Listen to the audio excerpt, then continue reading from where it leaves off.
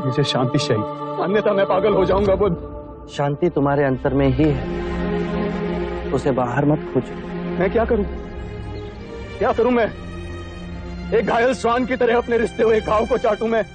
स्थिर हो जाओ, तुम राजा हो। यदि धर्म से राज्य करोगे तो अपने अंदर सुख और शांति का आधा साम्राज्य पाओगे और वही उपहार अपनी प्रजा को दोगे। मैं भीतर से खंडित हो रहा हूं, मेरे तार तार छिन्न भिन्न हो रहे हैं। तुम्हें संगीत में रुचि है? हाँ हाँ बुद्ध, मैं वीणा बजाना जानता हूँ। तो एक बात समझाओ, यदि वीणा के तार ढीले हों तो क्या तुम उसे बजा सकोगे? नहीं बुद्ध, वो बेसुर ही बजेगी।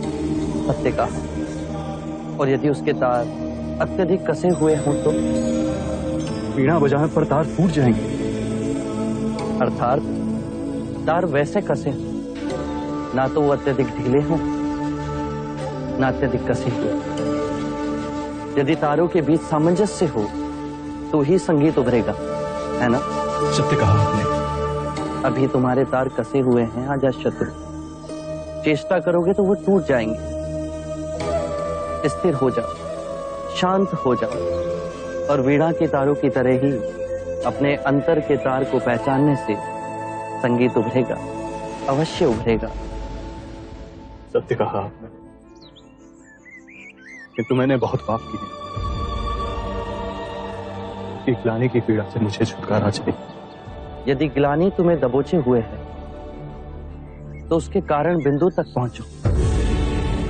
अजातशत्रु, जब आंखें खुली तभी सवेरा हो जाता है। स्वयं को सुरीला बनाओ। जब सुरीले हो जाओगे तो अपने अंदर धर्म का उदय पाओगे और उस धर्म से ब्राह्मण, मंत्रीगण, गृहपति सब कंपित होंगे, सब तरंगित होंगे। और जब वो धार्मिक हो जाएंगे तो सारी प्रजा धार्मिक हो जाएगी।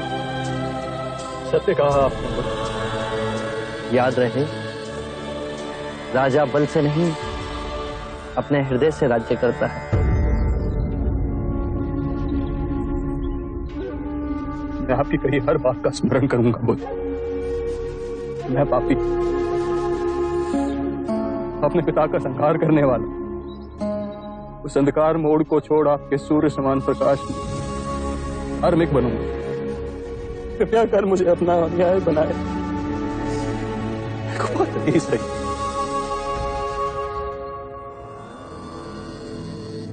कुपात्र तुम नहीं।